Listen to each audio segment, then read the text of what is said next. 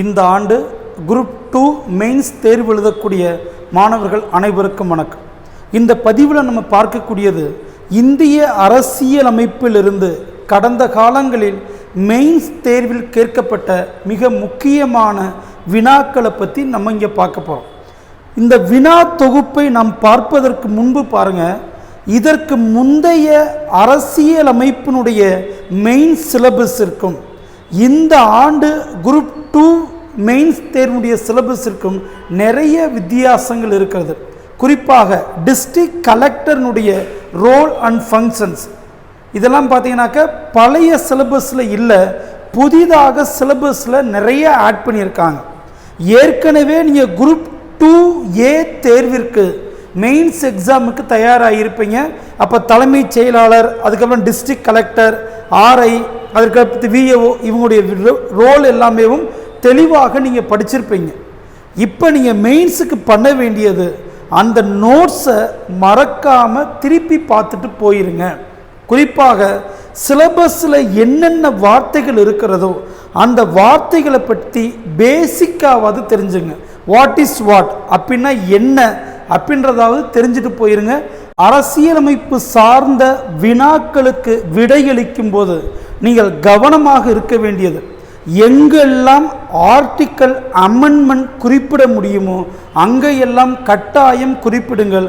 அது உங்கள் மதிப்பெண்ணை உயர்த்துவதற்கு பயன்படும். சரிங்களா? ஸோ வாங்க, இந்த பதிவை பொறுத்த வரைக்கும் இதுவரைக்கும் டிஎன்பிசி எக்ஸாம், யூபிஎஸ்சி எக்ஸாம்ஸில் என்னென்ன மாதிரியான அரசியலமைப்பு சார்ந்து வினாக்கள் கேட்டிருக்காங்கன்றதோடு மட்டுமல்லாமல் கூடுதலாக நாம் உருவாக்கிய வினாக்களையும் நம்ம இங்கே கொடுத்துருக்கிறோம். சரிங்களா? பாருங்கள், உங்களுக்கு சாப்டர் வைஸாக பிரித்து கொடுத்துருப்போம்.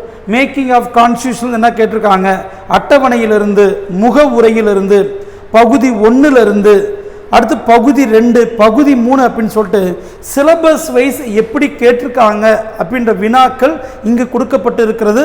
இந்த வினாக்களை ஒரு தடவை படிப்பதற்கு முன்பு தெளிவாக வாசித்து கொள்ளுங்கள். ஸோ இப்படியெல்லாம் கேட்டிருக்காங்க அப்படின்னா இன்னும் எப்படியெல்லாம் கேட்கலாம் என்கிற ஒரு யோசனையோடு உங்களுடைய வினாக்களை இங்கேயே தயார் செய்து விடுங்கள். பெரும்பாலும் இந்த வினாக்கள் சார்ந்து தான் உங்களுக்கு வினாக்கள் வருவதற்கு வாய்ப்புகள் அதிகம். குறிப்பாக பாருங்கள், நீங்கள் இந்த வினாக்களிலிருந்து பார்க்க வேண்டிய மிக முக்கியமானது ஸ்கீம்ஸ். குரூப் 2A மெயின்ஸ் தேர்விலேயே நமக்கு ஸ்கீம்ஸ், குறிப்பாக தமிழ்நாட்டுடைய திட்டங்கள் அதிக அளவில் கேட்கப்பட்டிருந்தது. அதனால் பாருங்கள், 2021ஆம் ஆண்டிலிருந்து என்னென்ன ஸ்கீம்ஸ் நடைமுறைப்படுத்தி இருக்கிறாங்களோ, ஏன்னா வெல்ஃபேர் ஸ்கீம்ஸ்ன்னு சொல்லிட்டு தனியாக நமக்கு கொடுக்கப்பட்டிருக்கிறது. அப்போ தமிழ்நாட்டுடைய திட்டங்கள் பற்றி எல்லாம் குறைஞ்சது ஒரு 10 பாயிண்டாவது தெளிவாக தெரிஞ்சுக்கிட்டு போங்க. அது கட்டாயம் உங்களுடைய தேர்விற்கு பயன் உள்ளதாக இருக்கும். சரிங்களா? அப்போ கீழே இருக்கக்கூடிய லிங்க்கில் இந்த கொஸ்டின் பேப்பர் அவைலபிளாக இருக்குது. மாணவர்கள் டவுன்லோட் பண்ணி பயன்படுத்திக்கிங்க. ஏதேனும் இந்த வினாக்கள் சம்பந்தமாக ஏதேனும் சந்தேகம் இருந்துச்சுன்னா தாராளமாக இந்த எண்ணிற்கு தொடர்பு கொள்ளலாம். சிலர் ஏற்கனவே நாம் பதிவிட்டிருந்த யூனிட் 1 ஹிஸ்ட்ரியில் விடை எழுதி எனக்கு அனுப்பியிருக்கீங்க. திருத்திட்டு உங்களுக்கு மிக விரைவில் அதற்கான ஃபீட்பேக் விளக்கங்களையும் நாங்கள் கொடுக்குறோம். சரிங்களா? அப்போ அரசியலமைப்பில் யாராவது பதில் எழுதுனீங்க அப்படின்னா தாராளமாக அனுப்புங்க, உங்களுக்கும் கட்டாயம் உதவி செய்கிறோம். ஸோ அடுத்த பதிவில் பார்த்தீங்கன்னா சமூக பொருளாதார பிரச்சனைகள் சார்பாக கடந்த காலங்களில் வினா தொகுப்போடு நாம் சந்திக்கலாம். நன்றிப்பா.